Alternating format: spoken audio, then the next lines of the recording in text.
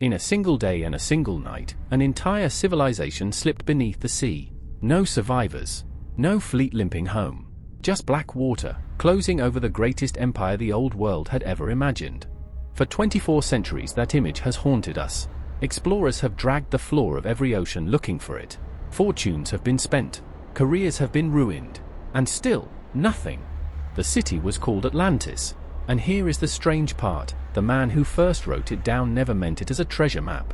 He meant it as a warning. To understand what Atlantis really was, you have to go back, not to the bottom of the sea, but to a quiet room in Athens, around 360 years before the birth of Christ. There, an old philosopher named Plato was writing 2 dialogues, the Timaeus and the Critias. Tucked inside them was a story he claimed was absolutely true. According to Plato, the tale did not begin with him. It had been handed down through his own family, like an heirloom, from a respected Athenian statesman named Solon.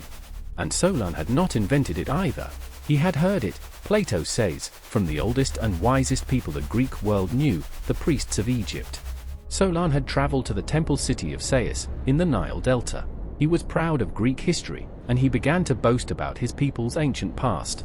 An elderly priest listened patiently, then smiled and said something that has echoed ever since. "Oh Solon, Solon, you Greeks are always children. There is not an old man among you." By that he meant the Greeks had no memory that reached deep enough to know their own beginnings. The Greeks, the priest explained, kept forgetting their own history because the world was regularly wiped clean, by fire, by flood, by catastrophe. Only Egypt's record survived. And in those records, the priest said, was the memory of a war fought 9,000 years before, against a power that came from beyond the known world. That power was Atlantis. It lay, the priest said, out past the Pillars of Heracles, the 2 great rocks that guard the mouth of the Mediterranean. Beyond that gate was the true ocean, and in it, said the priest, sat an island larger than Libya and Asia combined, the heart of an empire. Plato then tells us how the island was born, in the language of myth. When the gods divided the earth between them, the sea god Poseidon received Atlantis. On the island lived a mortal woman named Plato. Poseidon fell in love with her, and to protect her, he reshaped the very land around her home. He carved the earth into rings, alternating bands of water and land, circling her hill like ripples frozen in stone. No enemy could ever reach the center. Plato bore Poseidon 5 pairs of twin sons. The eldest was named Atlas, and it is from him that both the island and the ocean beyond it took their names. For generations Atlas and his line ruled, and under them, that ringed island grew into something the ancient world had never seen, a machine of stone, water, and gleaming metal. The Atlanteans dug a great canal from the sea, straight through the outer rings, so that ships could sail from the open ocean into the very heart of the capital. Over each ring of water they threw bridges. Through the walls they cut tunnels wide enough for ships to pass beneath the towers. It was a city built to move. The walls themselves told you how rich they were. The outer wall they covered in bronze. The next, in tin, shining pale as the moon. And the innermost wall, the one around the sacred center, they sheathed in a red gold metal the Greeks called orichalcum, a substance, Plato says, that glowed like fire, and was valued second only to gold. To Plato's readers, this was the detail that made Atlantis unbearably rich, richer than any real kingdom they knew. No one today knows for certain what orichalcum was. Some think a natural gold-copper alloy. Whatever it was, it made the citadel of Atlantis burn against the sky. At the very center stood the sanctuary, a temple to Poseidon and Plato, ringed with a wall of pure gold, forbidden to all but the priests. Inside rose a shrine plated in silver, its pinnacles in gold. And within it stood a statue so large its head brushed the roof, the sea god, driving 6 winged horses.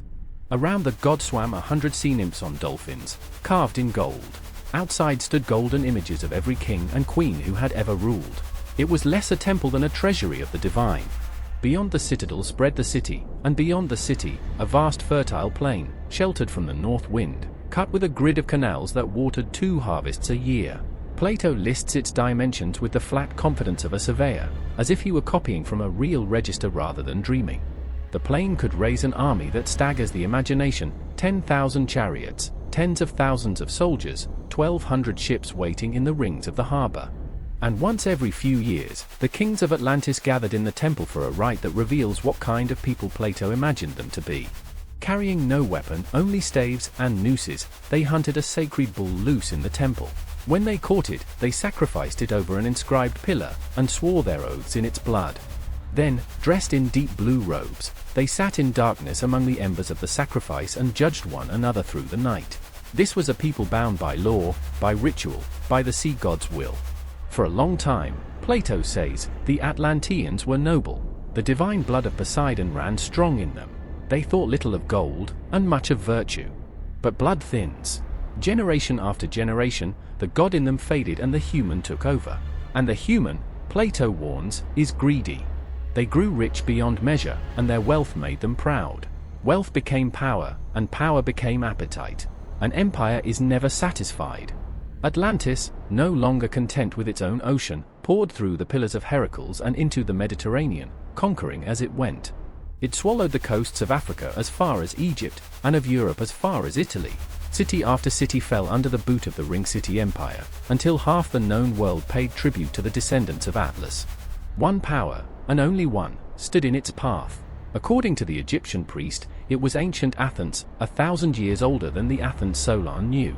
This elder Athens, Plato says, was everything his own city was not: brave, disciplined, just. Where Atlantis was vast and hungry, Athens was small and free. The war was terrible. Allies deserted Athens one by one, until she stood alone against the largest empire on earth.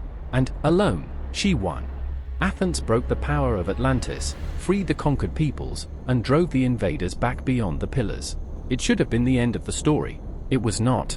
For what came next, Plato says, was not human at all. There were violent earthquakes and floods, and in one terrible day and night, everything changed.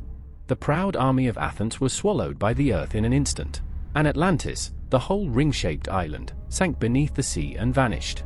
The greatest empire the ancient world had imagined was gone in a night, dragged into the deep as if it had never been. And where it stood, the priest told Solon, the sea was left impassable and unsearchable, blocked by a shoal of mud the sinking island left behind. That is the story, complete. And immediately, the questions begin, because a story this detailed is either a memory or a masterpiece of invention. Here is the first great problem. Plato dates the fall of Atlantis to 9,000 years before Solon, that is, about 11,600 years ago. At that time, there were no ring cities, no bronze walls, no fleets of 1,200 ships anywhere on Earth. Humans were hunters at the edge of the last ice age. The Atlantis Plato describes, its metals, its chariots, its temples, is a Bronze Age empire. But he places it thousands of years too early. The date and the technology do not match. So many scholars conclude the simplest thing, that Plato invented Atlantis, deliberately, as a teaching tool. Remember, Plato wrote the Republic, his great vision of the ideal.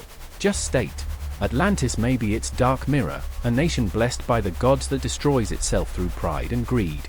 In his hands, a made-up empire could teach a lesson no real history ever could, because he controlled every detail of its rise and its ruin. In that reading, Atlantis is a warning aimed straight at Athens, a naval empire of Plato's own day that was also growing rich, arrogant, and overreaching. History, dressed as prophecy. And yet, the story is so specific, the rings, the metals, the sudden sinking, that many refuse to believe it is pure fiction. They ask instead, what real event could Plato have half remembered? The most powerful answer lies not in the Atlantic at all, but in the Aegean Sea, on a small Greek island now called Santorini. In Plato's day, it was Thera. Look at Santorini from above and something jumps out. It is a broken ring of land around a drowned center, a caldera flooded by the sea. A ringed island, sunk in the middle. Around 3,600 years ago, this island was home to the Minoans, the most advanced civilization in Bronze Age Europe, seafarers, traders, builders of grand palaces. They ruled the Aegean not with armies but with ships, a maritime power whose reach and wealth would have looked, to a later Greek, almost supernatural. Beneath the modern town of Akrotiri, archaeologists uncovered their world frozen in time, multi-story houses, running water, brilliant wall paintings of ships and dolphins and blue monkeys. And then, in a single catastrophe, it ended. The volcano at the island's heart did not merely erupt. It detonated. It was one of the largest eruptions in human history, hurling perhaps 60 cubic kilometers of rock and ash into the air. A column of ash punched more than 30 miles into the sky. The center of the island collapsed into the emptied magma chamber, and the sea rushed in to fill the void. The blast launched tsunamis across the Aegean. Walls of water slammed into the northern coast of Crete, 60 miles away, gutting the harbors and fleets of the mighty Minoans. The Minoans never recovered. Their sea power broke. Within a few generations their civilization faded, and later Greeks half remembered only that a great island people had vanished into the sea. A rich island empire. A ringed island. A sudden sinking. A tsunami-driven collapse remembered dimly by later Greeks. For many, Thera is the seed of truth inside Plato's legend. The date fits far better, too. Not 11,000 years, but around 3,500, a real Bronze Age, with the metals and ships Plato describes. Perhaps, then, a real disaster passed from the Egyptians to Solon to Plato, and along the way the numbers swelled, the island drifted out into the Atlantic, and a warning was born. But Thera is not the only candidate, and the hunt has never stopped. Divers and archaeologists still probe the sea floor for anything that fits. Some point back to the Atlantic, exactly where Plato put it. In southern Spain, beyond the Pillars of Heracles, lay a wealthy ancient kingdom the Greeks called Tartessos, which grew rich on silver and metal, traded across the sea, and then, sometime around 2,500 years ago, mysteriously disappeared from the record entirely. Others have proposed dozens of sites, from the marshes of Donana to the deep Atlantic, from the Black Sea to Antarctica. Almost every one tells you more about the searcher than about Atlantis. Because that is the secret of this legend. It is shaped, perfectly, to be searched for. A flawless civilization. A divine punishment. A city not destroyed, but hidden, waiting, findable. Every other lost city leaves ruins you can walk through. Atlantis leaves only an invitation. Every age refills Atlantis with its own dreams and its own fears. Lost wisdom, lost technology, the price of pride, the fragility of everything we build. Plato may have invented a single word of it, or a memory of Thera may lie at its heart. We will probably never be certain, and that uncertainty is exactly why it endures. Because a mystery with an answer dies. A mystery without one lives forever. Atlantis was never really a place on a map. It was always a question about ourselves, about what we build, what we worship, and how quickly it can all be taken away. How great can a civilization become before its own greatness destroys it? Plato asked that 24 centuries ago. We have not answered it yet. So the greatest empire the ancient world ever imagined stays exactly where the storyteller left it, just beyond the horizon, just below the waves, forever about to be found.